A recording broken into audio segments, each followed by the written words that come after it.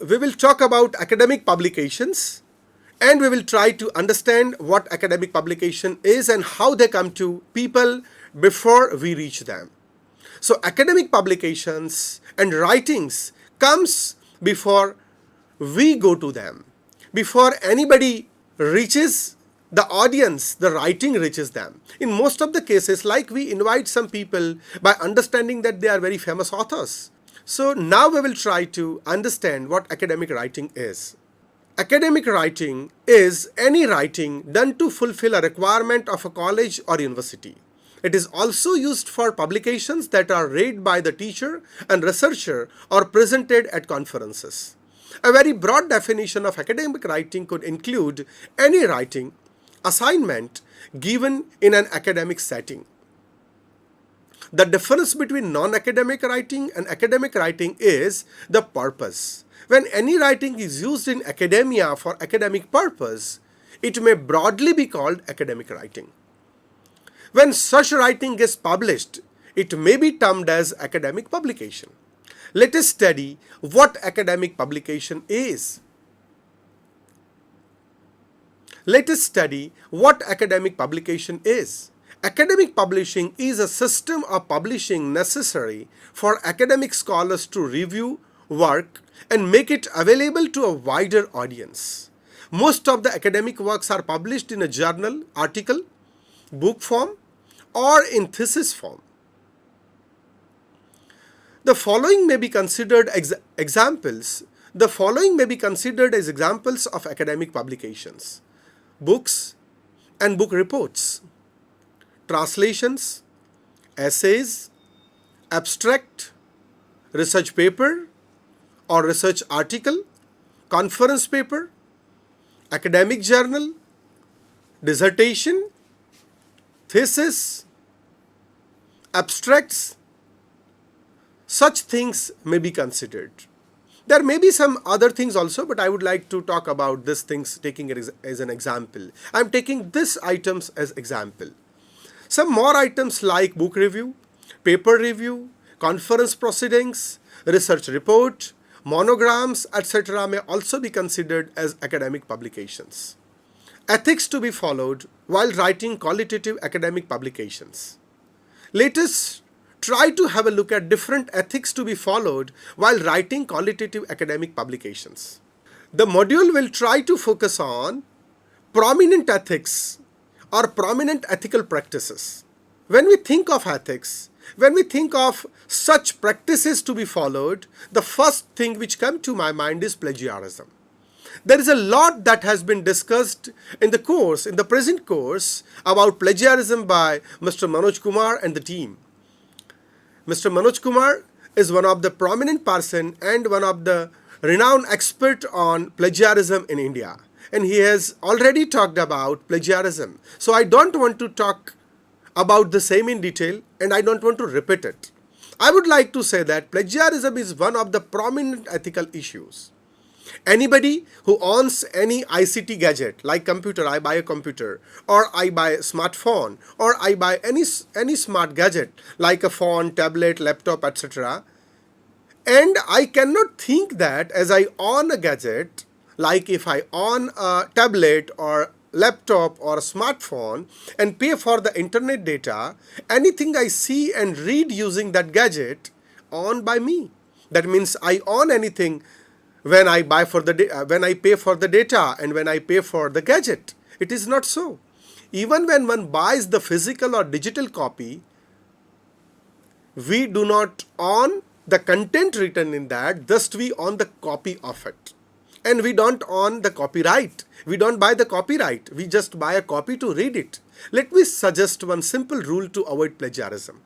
Whenever you use any data, it may be text, e-text, digital, manual, print, audio, video, image, email, message, lecture, whatever it is, when it is not created by you, you must cite it. You must give due credit to the creator of the data and acknowledge him or her. This is how you can save yourself from practicing plagiarism. There are many similarity detector tools They are available very freely also.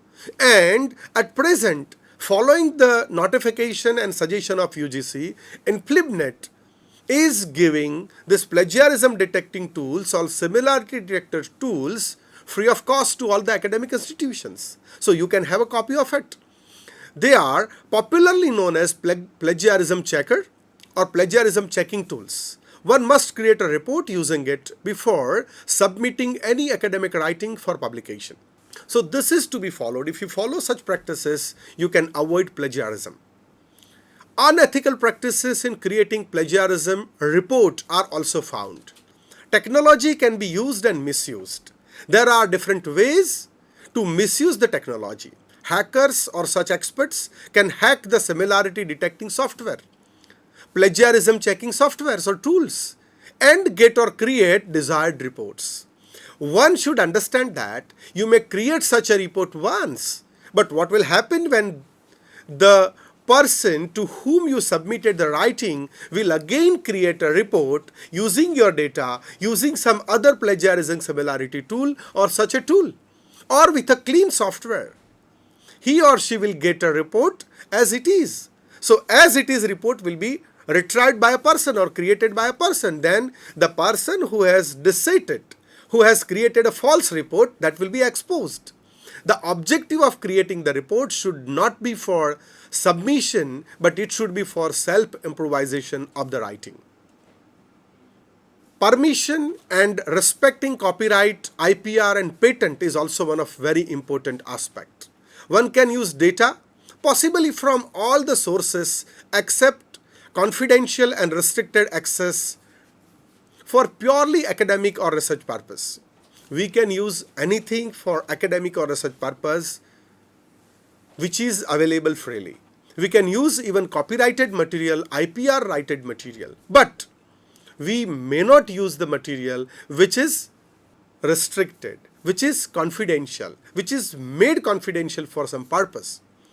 It means one can use copyrighted, IPR protected and even patented data for teaching, learning, research paper, research degree, research project, etc.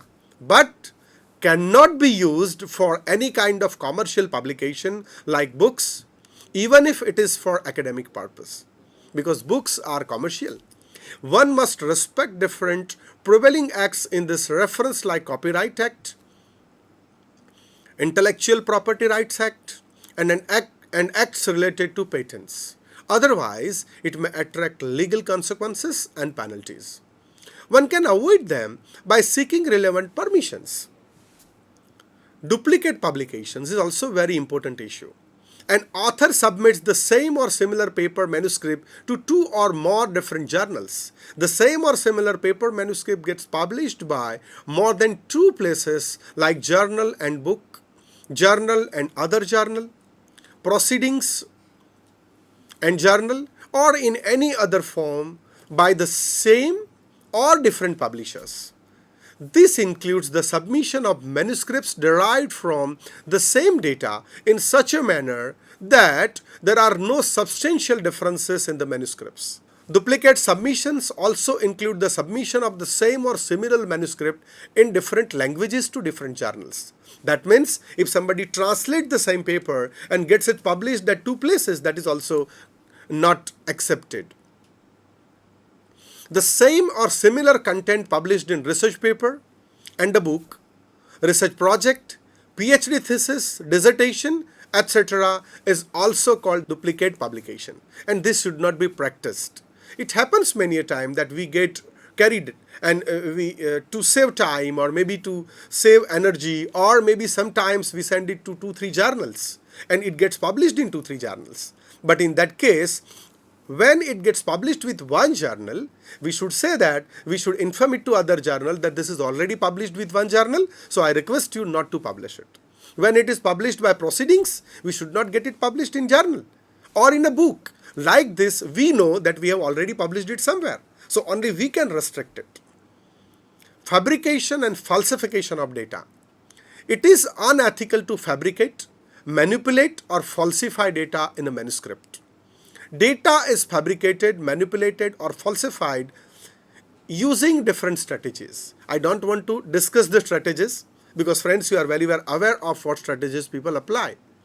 The researcher collect data from a few subjects like 100 and multiplies it to 1000. So the data actually is collected for 100, but that is multiplied using some statistical devices into 1000 or maybe lakh.